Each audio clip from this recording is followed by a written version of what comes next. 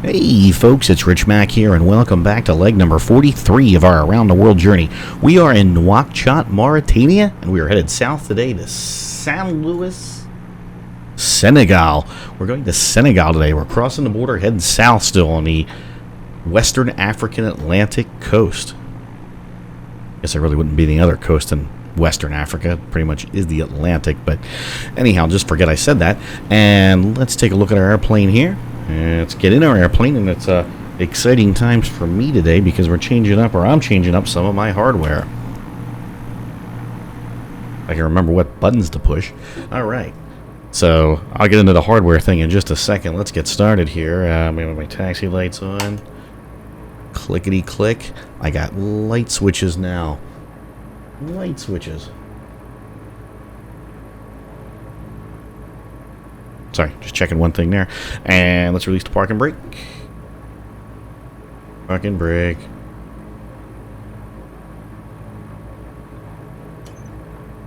And let's get moving. Alright, so, one of the things I've been talking about is I wanted to, or I didn't want to, I got a new yoke. I got my Honeycomb Alpha yoke the other day, and this is going to be my first, well, boy, am I butchering this today. This is not going to be my first flight with the yoke, but it'll be my first recorded flight with the yoke. I've been playing around with it, had a lot of setup to do, had some issues with it, and anyhow, I'll get into all that in a minute. Let's just get down in our way and take off here, because one other thing I wanted to talk about. Middle of the runway. Center line, Rich. Oh, I'm all over the place. I got like 8 things on my mind right now, and I'm not paying attention to anything I'm doing. Alright, so when I ended my last flight in Nouakchott, I landed at a different airport, if you were paying attention. There are 2 airports in Nouakchott. There's an old airport, which is now closed, and there's a new airport that was open like 4 or 5 years ago. The new airport in the flight sim only shows up as like 2 long dirt strips of like 10,000 feet long each. For some reason, the sim doesn't really have the airport in the sim. The old airport, which is closed, is actually what I'm at right now, where I'm at right now, and the sim still thinks that is the airport. So to take off, I kind of spawned in over here at this airport, and we're just gonna go from there. So there, that's out of the way. Let's get down here. How do I set flaps? So boy, lots to talk about with the Honeycomb Alpha. Lots to talk about.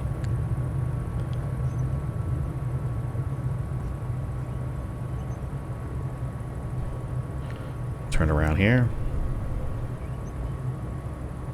I am really a mess right now.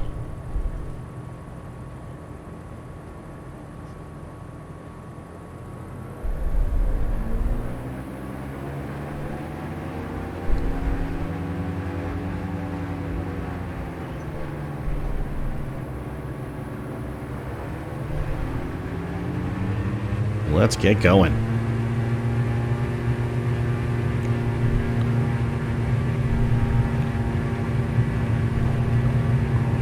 Now, one of the great things with this yoke is all I got to do is just apply a little back pressure here on it, and it just lifts me right off the ground now. Nice and smooth like. Gear up. Things are in different spots, so I gotta think about where things are.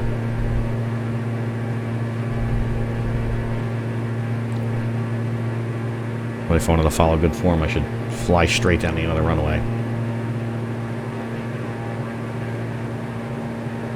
Although I'm kind of heading off to the side.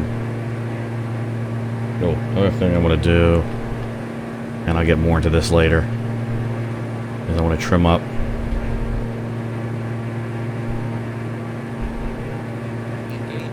We're on the autopilot here. We'll get going. Alright, so the Honeycomb yoke.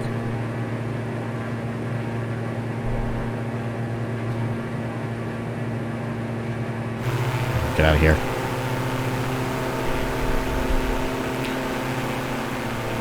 And you promise I'm going to talk about the Honeycomb yoke, and I keep doing other things. See, this airport's right in the middle of town. The other airport's outside of town in the desert. And this one is smack dab in the middle of Nouakchott. Okay, so the Honeycomb yoke that I keep saying I'm going to talk about, I never talk about. I don't know if this is really a review of it. I mean, although I'll tell you my opinions of it. And let me just preface everything by saying, and you probably heard me talk about it before, I was using the CH Products yoke before. That's what I've had that now for like 2 or 3 years. Oh, hang on. God, I'm a mess. I am a mess. Flaps up. Let's clean this plane up. Okay, so I had the CH Products yoke, and I really don't have anything bad to say about it because it is what it is. The CH Product yoke is really a great entry-level yoke.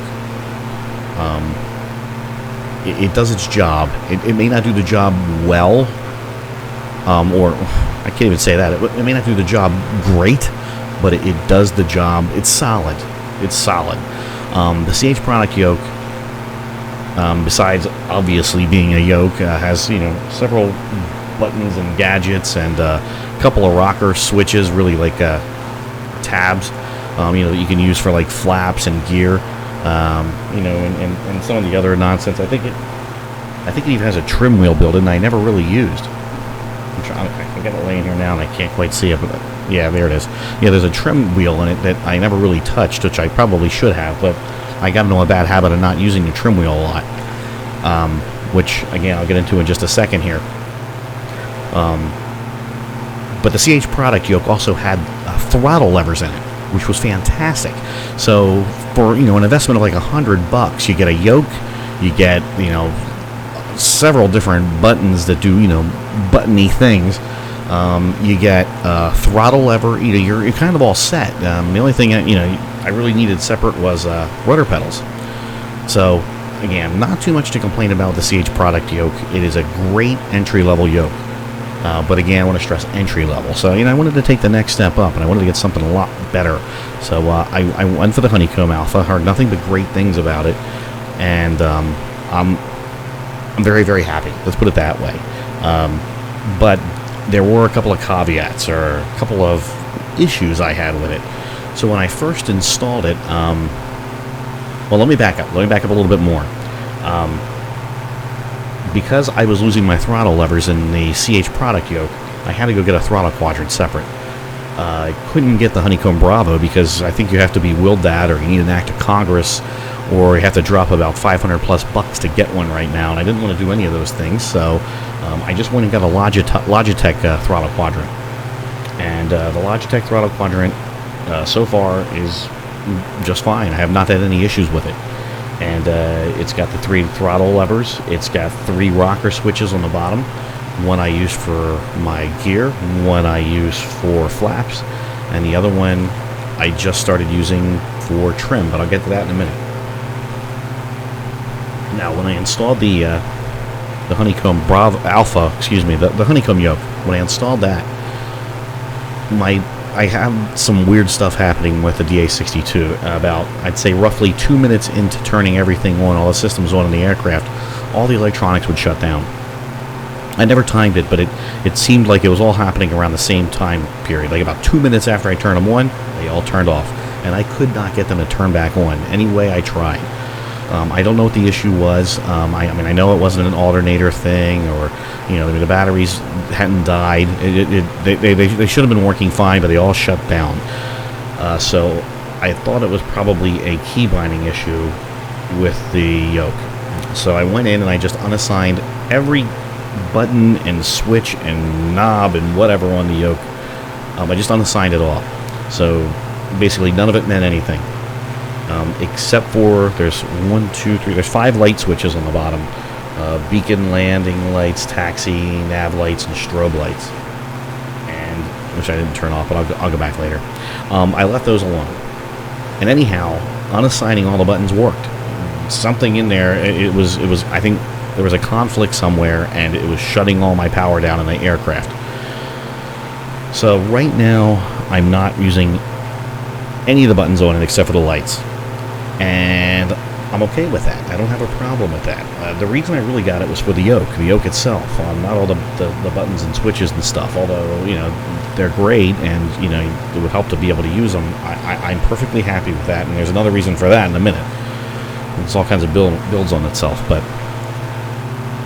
So right now, other than the 5 light switches I have, the only thing I'm using the yoke for is just the yoke. And it is pretty cool. It's a completely different feel than a CH Products yoke. I mean, the CH Products yoke kind of felt like I was, it was pushing and pulling and turning with rubber bands and springs. And it would kind of, if you pushed and pulled the throttle in or out, it would kind of stick and then move drastically. It wasn't really a smooth pulling in and out. Even turning it back and forth kind of felt a little shaky. And none of that with the Honeycomb. I mean, the Honeycomb is smooth as silk. Turning it left and right, it's like turning a steering wheel in a car. It really feels that smooth.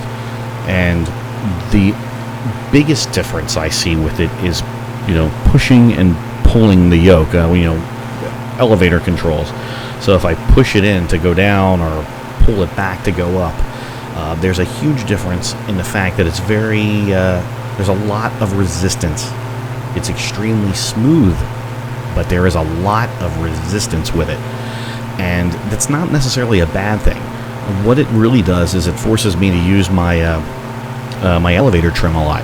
And with the CH product yoke, I never really used that elevator trim. After takeoff, I would kind of play with it a little bit, and on landing, I would kind of play with it a little bit. But for the most part, I was able to get away without it.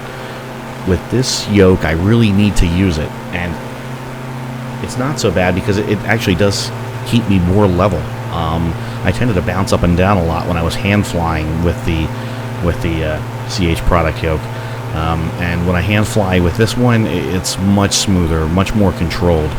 A lot more of it's done with the trim wheel, and I'm okay with that. I'm perfectly fine with that. I'm still learning how to do it. Still, I mean, not that I don't know how to do it, but it's you kind of get a feel for it, and I'm still learning to get that feel. But another issue that I had that I briefly tried to use, and I just got rid of it on this yoke, was I don't even know what you call them. They're like slider buttons right below the hat switch on the top left of the yoke. And those slider buttons control the elevator trim. So if you pushed up with your thumb or away from my body, then it would be a nose down. Pulling it back in towards my body would be a nose up. It's a little more complicated than that, though, because this button's kind of weird. The button is split in half. So left side and right side can move independent, and I think you can assign independent actions with either left or right side. And anyhow, so I had an issue when I used that button of getting my thumb in there at just the right spot to push both at the same time. I don't know if that makes sense. I mean, it makes sense to me in my head, but I don't know if I'm translating it very well. So it just didn't work out very well for me. Not only that, but, and I read this on the forums after I got the yoke. I wasn't aware of it at the time. I was aware that there's a lot of resistance on the up and down, so I knew that going into it, but I wasn't aware of this. If you use that elevator trim button on the yoke, it's not sensitive. Some people say it's bugged, so that instead of, like, say, getting one input, it registers like 10 inputs immediately. So if I would push away from my body to go with like a nose down trim, it would just push me straight towards the ground, and then I'd have to pull back on the trim to nose back up, and it would jerk me back up, and usually in the opposite direction. I'd be nose straight up in the air. It was very extreme. So I just took that function away from the yoke entirely and put it on my throttle quadrant. I have the 3 rocker switches at the bottom of the throttle quadrant, and my trim is just the one of the 3 switches at the bottom of that. So I don't know if you're able to follow along with that rambling story, but that is the Honeycomb Alpha, kind of on a thumb, in a nutshell right there. Just you know, there's some issues I had with it, but in general, it's doing exactly what I want it to do.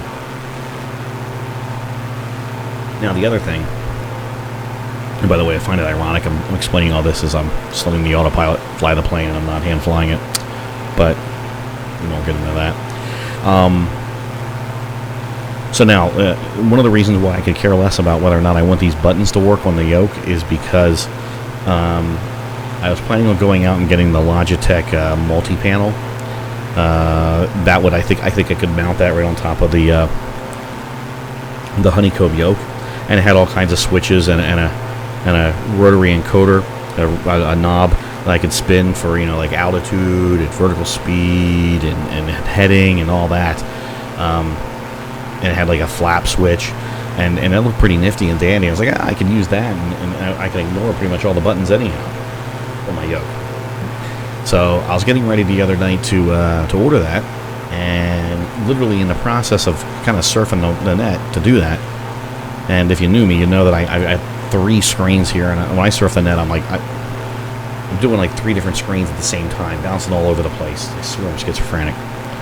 So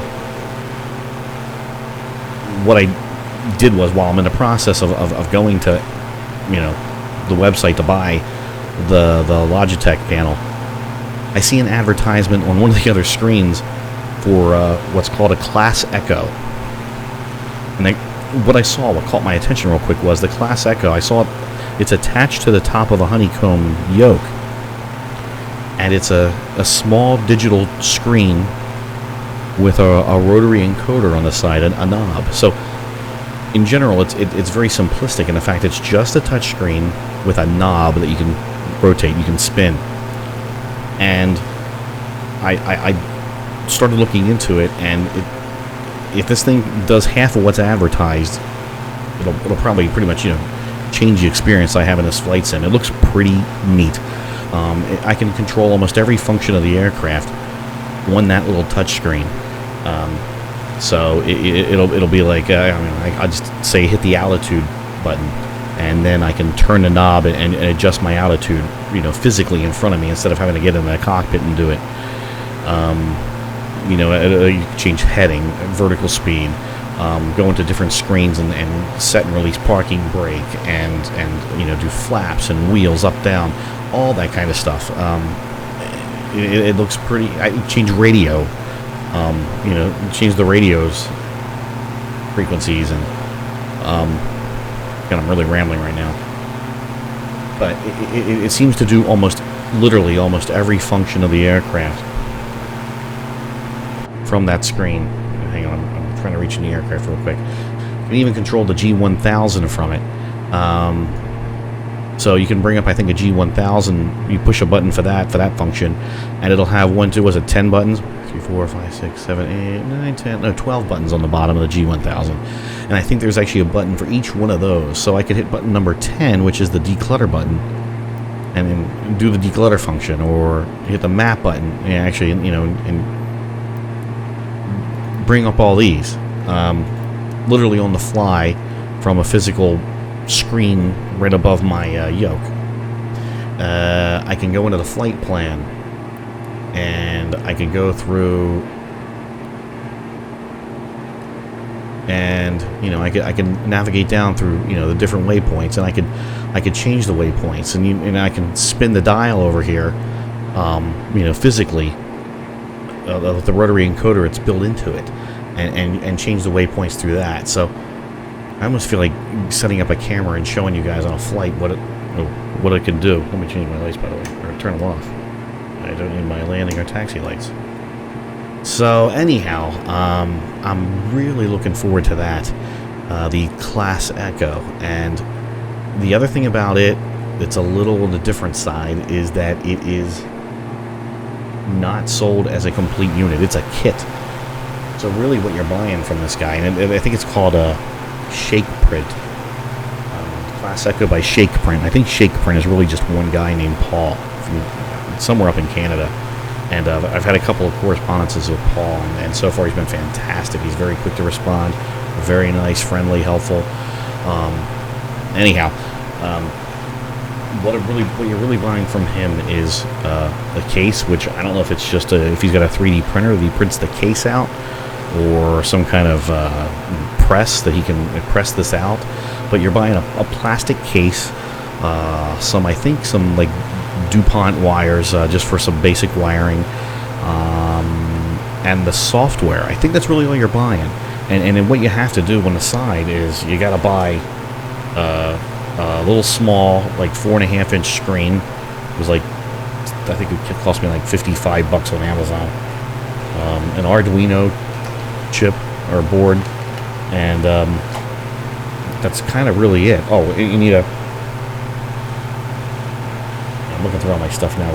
I got it all piled up in front of me here. What do I have? Oh, a little SD card. You need an SD card to download the software. And anyhow,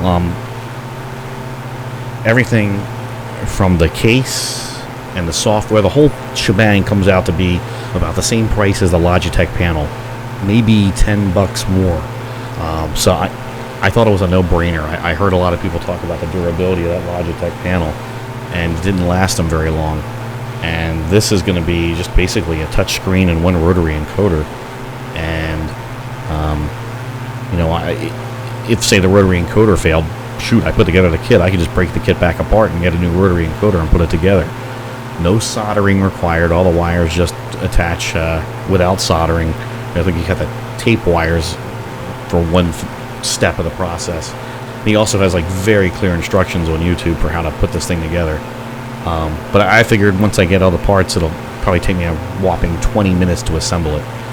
So it shouldn't be that involved. And I think the other thing I needed also was to get a SPAD Next. I had to download that and pay for it.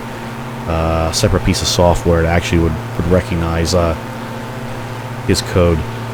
And the nice thing about it too was that he was able to give me a 25% discount coupon for a SPAD Next, so that cost me like $17.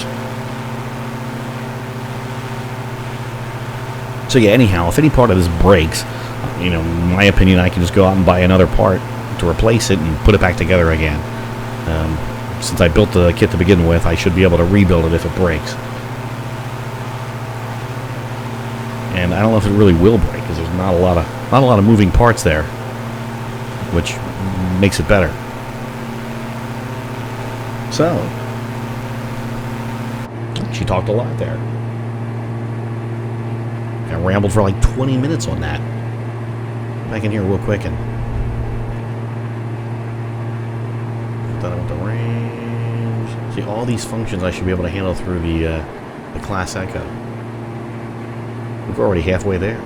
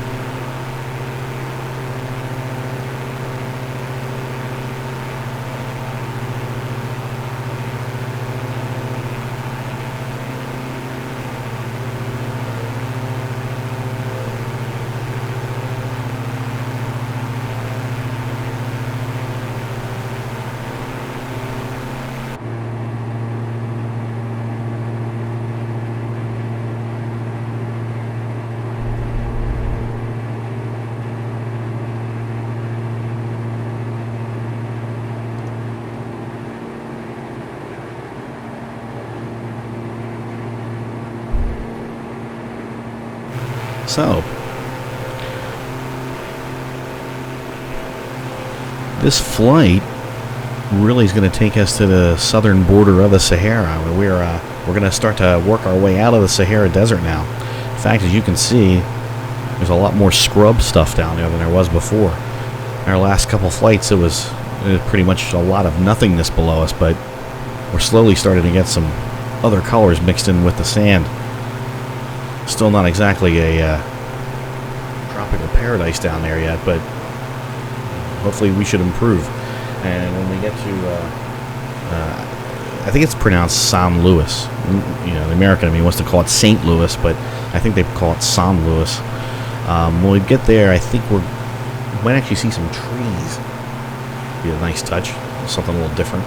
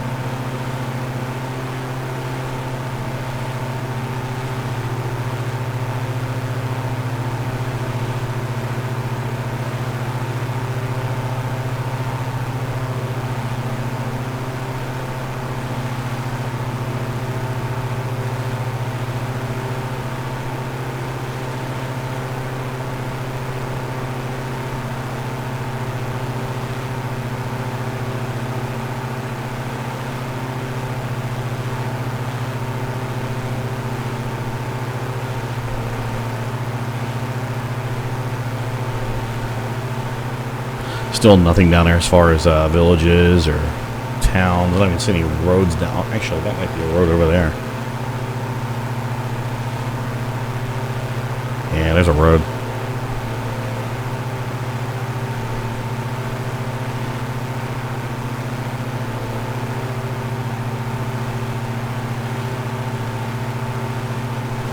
That doesn't even parallel the coast. That like cuts into the desert. Only brave souls take that road. Again, it goes back over to the coast. Oh, you know what? Because of all this, looks like a lot of marshland or whatever along here. Maybe the road can't go along the coast. So actually, that might be the coast road, but it has to cut in there to avoid all this stuff here. Because I don't see anything right along the coast. So really, even though it looks like it's cutting way into the desert, it probably just goes up there and around.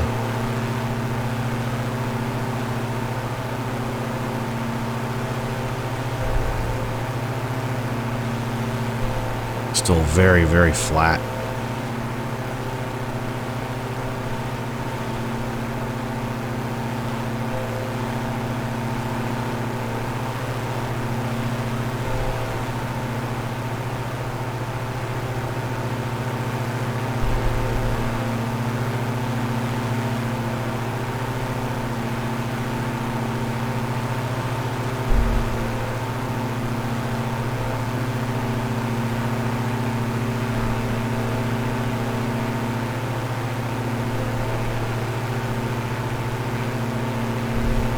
I don't think those are quite trees down there. I think it's more like scrub brush.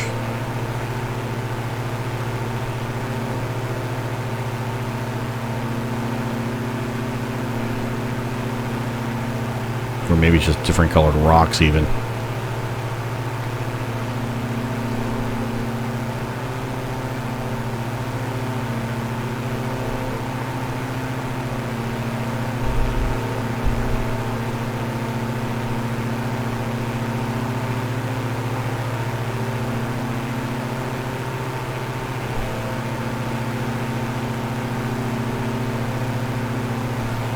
So if I'd have flown deeper into the Sahara, we would have had several more legs worth of desert.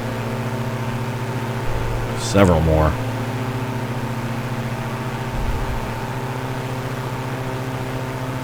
Little patch of dunes there.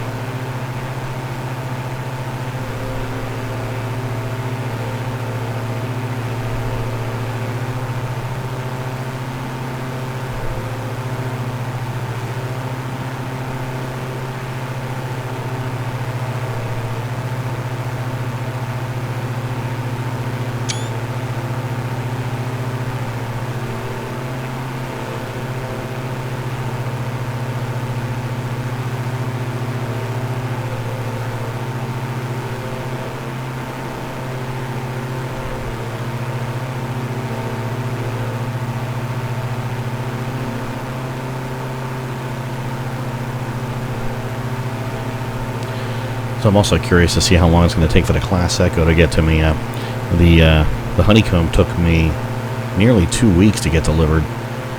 Everybody's using COVID right now as an excuse. And the U.S. Postal Service is a mess right now. I want to get into my complaints about that. But just a total mess. And they were the ones that handled delivery of the yoke. And with Paul being in Canada, he's sending the Class Echo by he's sending that by Canada Post, which I assume is going to be handed over to the U.S. Postal Service. So I think I'm going to run into the same problem there. And so far, and I can track it. They gave me the tracking number. The Class Echo has been shipped and it's been sitting in at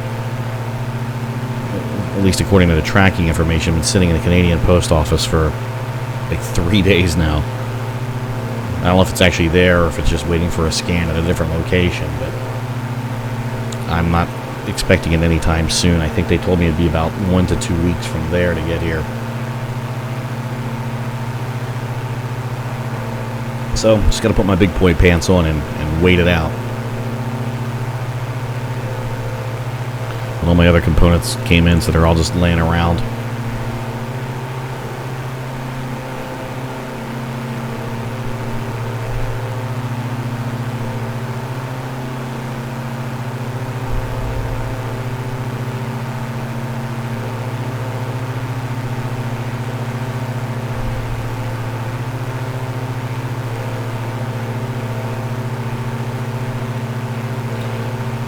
And another thing I'm curious to find out with that, I noticed that I can't control anything from outside the aircraft in this view.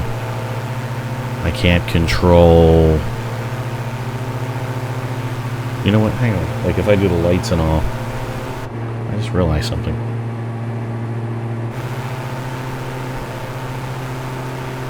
Is that the drone view?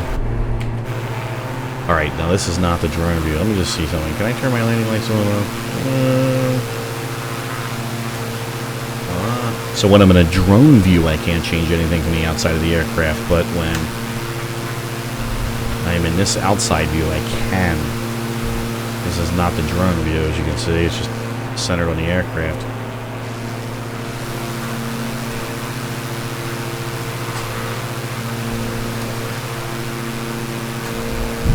These buttons on the yoke are really loud. I'm sure they're coming through.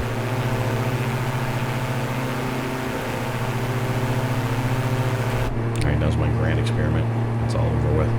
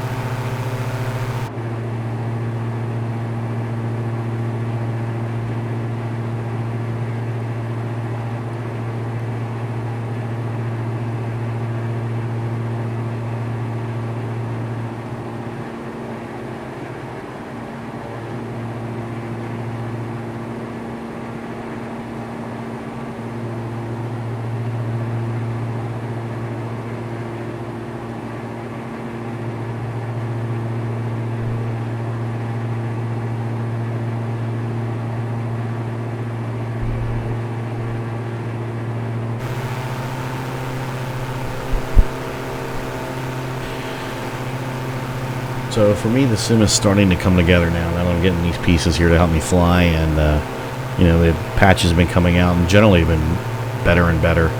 I think the one exception is like 1 or 2 patches ago, they messed something up with the processing, and I don't think it's using multi-cores right now. I think I've got like 16 cores on my processor, and I'm only using one of them. So my frame rates really take a dive, especially in urban areas. And I mean, I'm not the only one. It's been a big issue, so hopefully they're working on that, and they'll get that fixed shortly.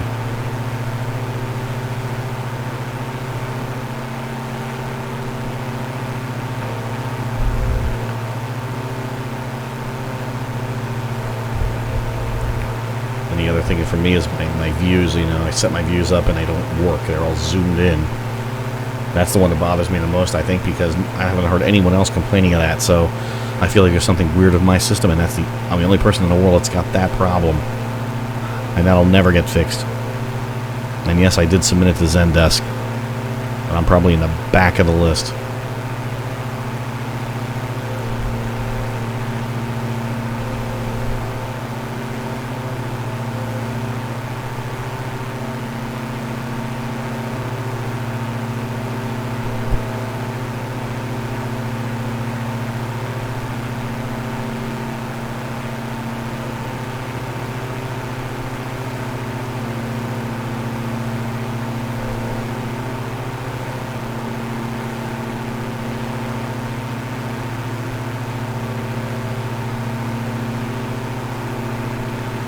And right now, I think we're only about 40 miles out. We're not that far out.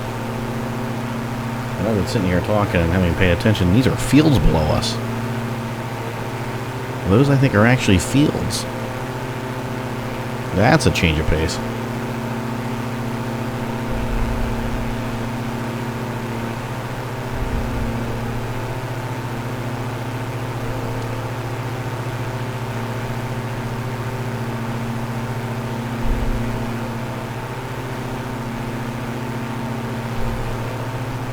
See any buildings to go along with them, so I don't know who's working those fields, but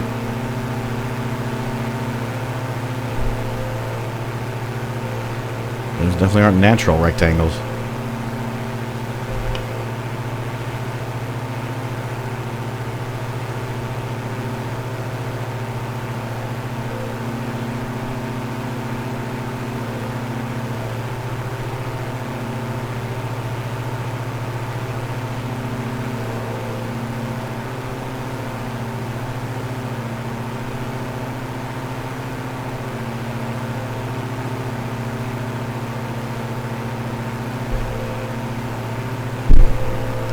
To my microphone. And I think that's actually I think it's the Senegal River right there.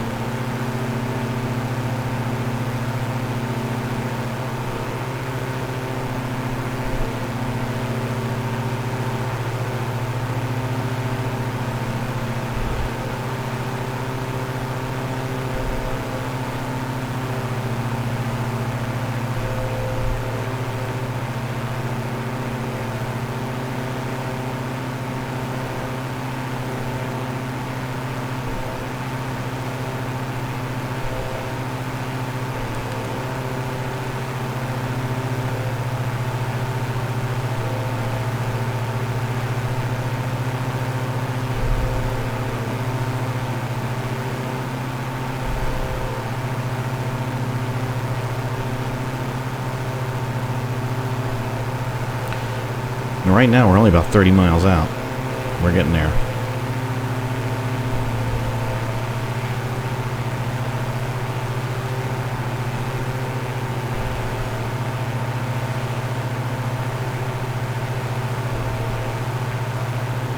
A lot of different colors on the ground.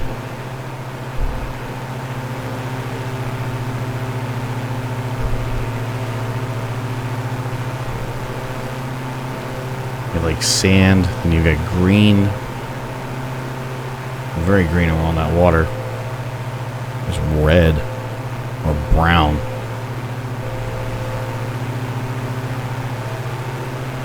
Almost looks yellowish there. A lot going on there.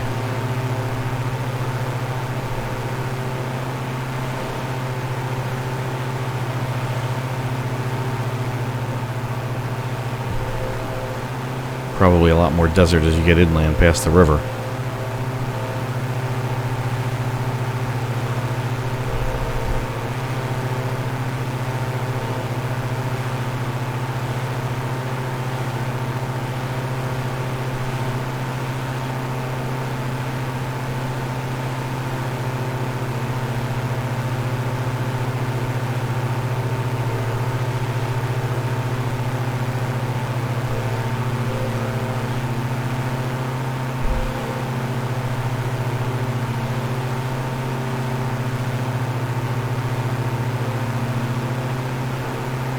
So on this approach, we are going to head back out over the water and then turn around to the left and then approach the airport from the south.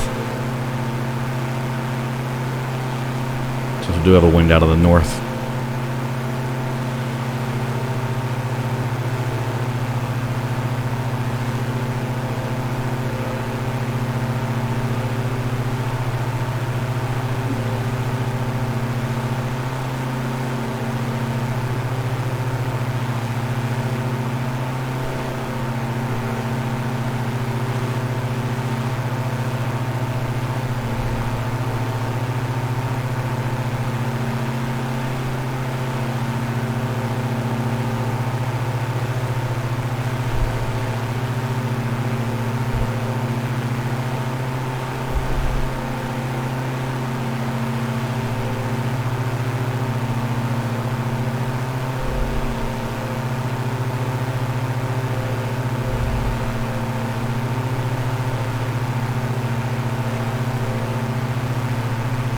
So from here on out, as we head south down the African coast, things should definitely be turning greener and greener.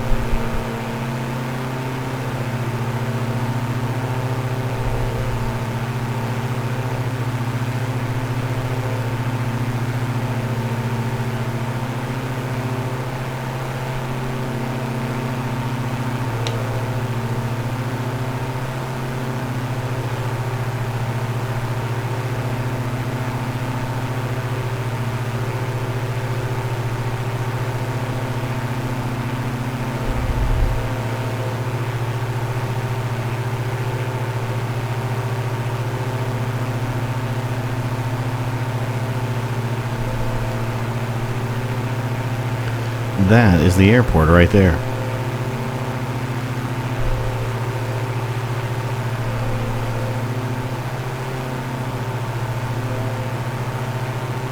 So again, we'll just be kind of heading off the coast here and then making a gentle left turn right back around and approach from the south.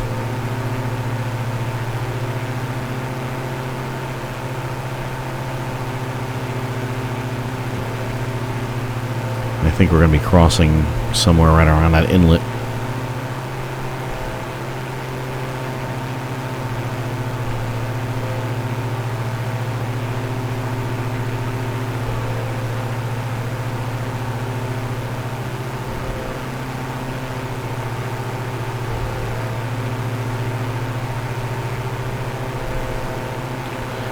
There's some buildings. A little town right there in the ocean.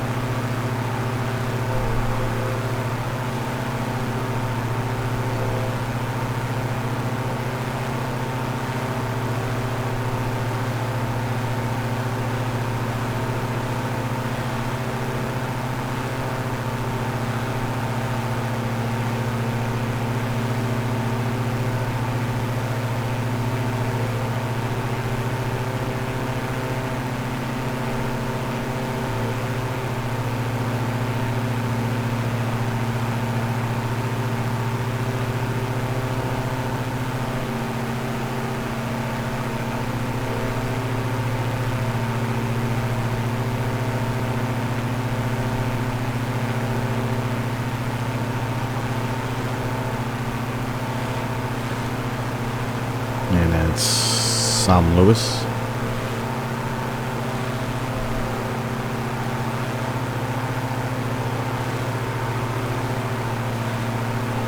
In Senegal.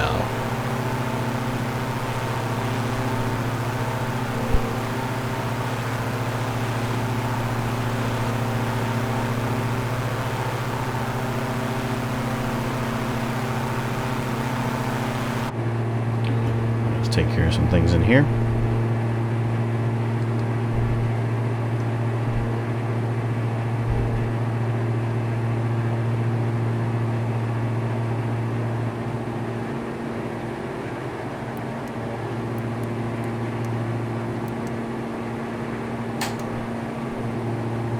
Turn lights on.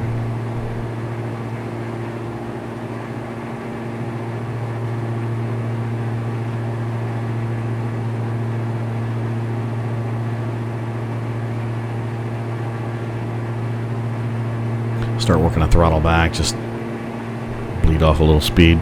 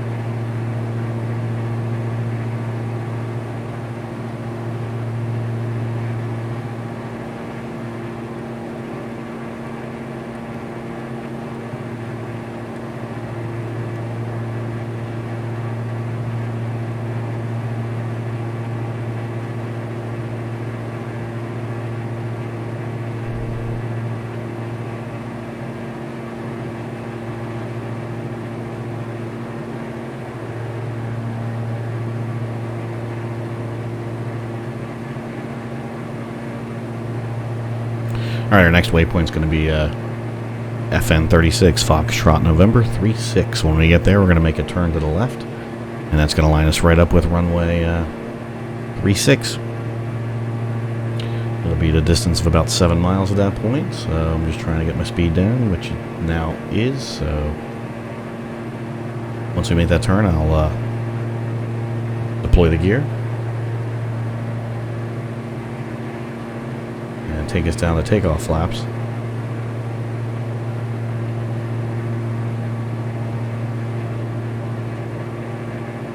And we're at 2,000 feet, so we're sitting pretty right now.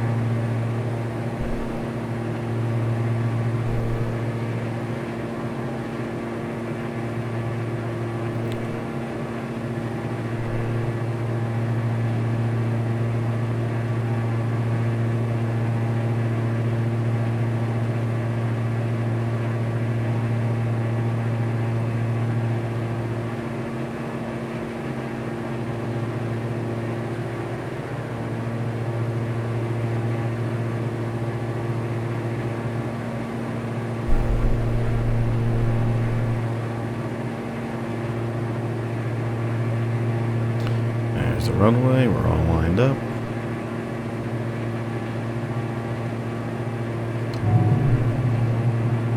Gear down.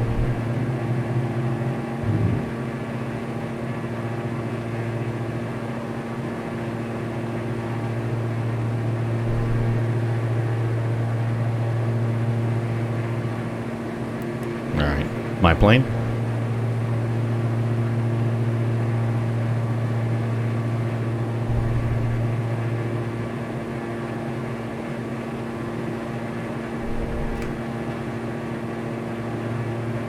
Scrunch up on the seat a little bit and see over the hood.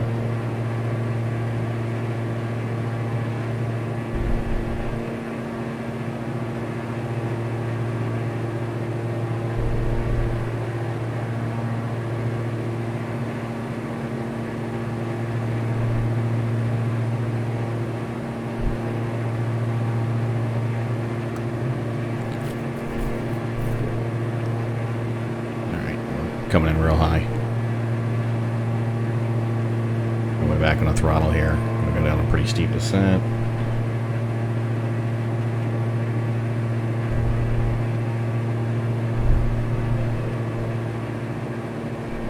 A little too steep. This is all with the trim right now, pretty much.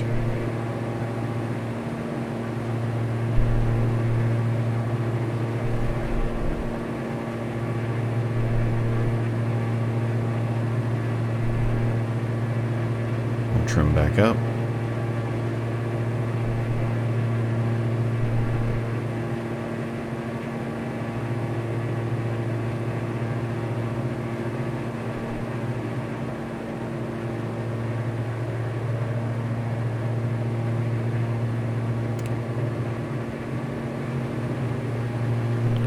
And landing flaps, going to go back up a little bit on the throttle.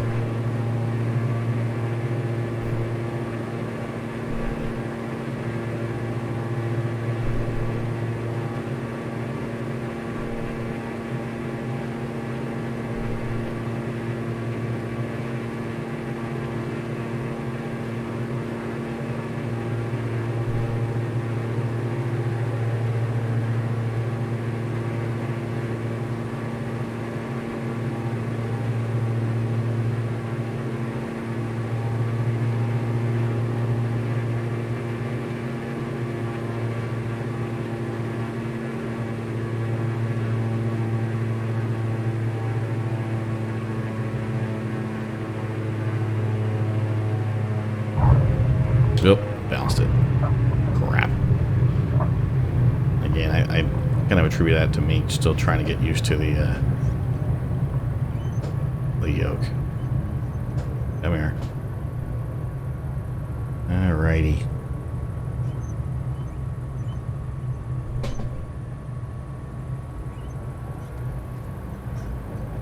Get off the runway.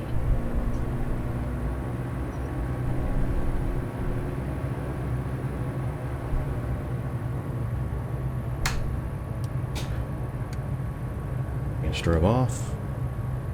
Go up to these nice gentlemen.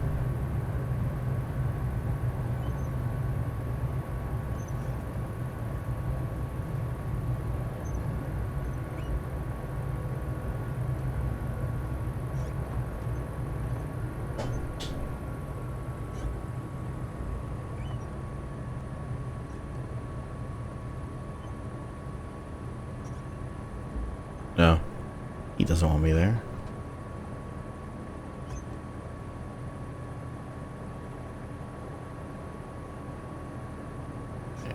Set the parking brake.